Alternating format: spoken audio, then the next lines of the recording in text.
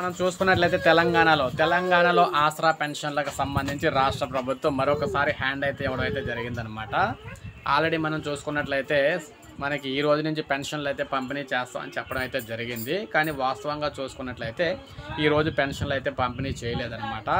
ఎందుకంటే మార్చి నెలకు సంబంధించి ఆసరా పెన్షన్ల పంపిణీలో భాగంగా అందరూ కూడా ఎదురు చూస్తూ ఉన్నారు, పెన్షన్స్ ఎప్పుడు వస్తాయి ఏంటని చెప్పేసి. కానీ రాష్ట్ర ప్రభుత్వం ఇచ్చిన హ్యాండ్ తోటి సో అందరూ కూడా నిరాశలు అయితే ఉన్నారన్నమాట.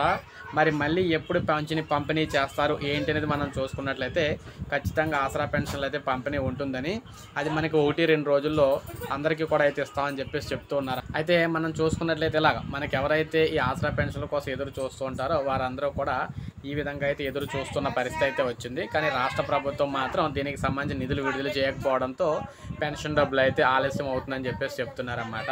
ఖచ్చితంగా 1-2 రోజుల్లో అందరికీ కూడా ఇస్తున్నాం అని చెప్తున్నారు. సో మ్యాక్సిమం మనకి 1-2 రోజుల్లో అయితే ఈ పెన్షన్ల డబ్బులు పంపిణీ చేసే అవకాశం అయితే ఉంది.